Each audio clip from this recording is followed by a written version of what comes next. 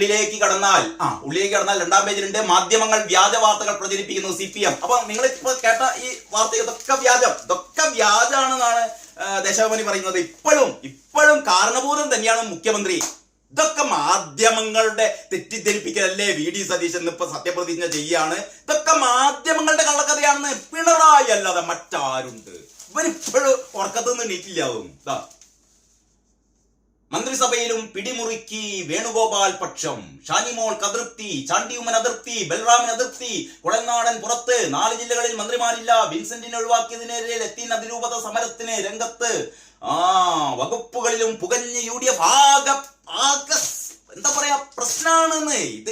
ഇവർക്ക് എങ്ങനെയാ ഭരിക്കാൻ പറ്റുക? ഭരിക്കാനാകെ നമ്മളെ പിണറായി തമ്പുരാന് മാത്രമേ കഴിയുള്ളൂ എന്നാണ് പറയുന്നത്. മന്ത്രിസഭയിലും പിടിമുറുക്കി വേണുഗോപാൽ പക്ഷം.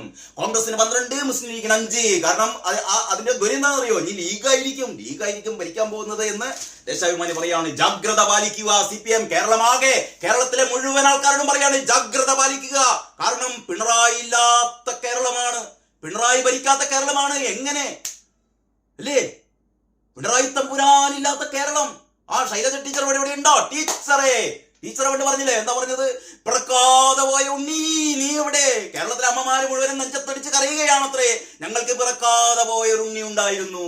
ഉണ്ണി ഉണ്ണി ഉണ്ണി എവിടെ? ഞങ്ങളെ രക്ഷിക്കൂ എന്ന് കേരളത്തിലെ അമ്മമാര് മുഴുവനും തൊണ്ട പൊട്ടുമാറ് ഉച്ചത്തിൽ കരയുകയാണെന്നൊക്കെയാണ് ദേശാഭിമാനി പറയുന്നത്. അങ്ങനെ ഒരു കള്ളക്കഥ ഉണ്ടാക്കിയത് ആരായിരുന്നു? നമ്മുടെ ശൈലജ ടീച്ചർ ആയിരുന്നു. ഇവിടെ ഒരു സർവേക്ക് ചെന്നപ്പോ സർവേ ഉദ്യോഗസ്ഥന്മാർ വീട്ടിൽ കയറി. അവിടെ 3 സ്ത്രീകൾ മാത്രമേ ഉള്ളൂ. അയ്യോ 3 സ്ത്രീകളെ ഉള്ളൂ, നിങ്ങൾ എങ്ങനെ ഇവിടെ ജീവിക്കുന്നു എന്ന് ചോദിച്ചപ്പോ 3 സ്ത്രീകൾ പറഞ്ഞത്രേ, ഞങ്ങൾക്ക് എന്താ പേടിക്കാനുള്ളത്, ഞങ്ങൾക്ക് പിറക്കാതെ പോയൊരു മകനുണ്ടല്ലോ. അപ്പോൾ ഈ കണ്ണു തള്ളിക്കൊണ്ട് സർവേ ഉദ്യോഗസ്ഥന്മാർ ചോദിക്കത്രേ, പിറക്കാതെ പോയ മകനോ? അതാരാണ് പിറക്കാതെ പോയ മകൻ? ആരാണ്? ഒരാളേ ഉള്ളൂ, പിണറായി വിജയൻ. അപ്പോഴാണ് വാസ്തവം പറഞ്ഞ കാര്യം ഓർമ്മ വരുന്നത്. പിണറായി ചവിട്ടിയ മണ്ണൊക്കെ സ്വർണ്ണത്തരികളുള്ള മണ്ണാണ്, ദിവ്യമായ മണ്ണാണ്, പുണ്യമായ മണ്ണാണ് എന്ന് ആരും പറഞ്ഞു? വാസ്തവനും പറഞ്ഞു. പിന്നെ ആരൊക്കെയാണ് എന്തൊക്കെയാണ് വാഴ്ത്തുപാട്ടുകൾ പാടിയത് അല്ലേ? കഴുകനാണ്, സൂര്യനാണ്,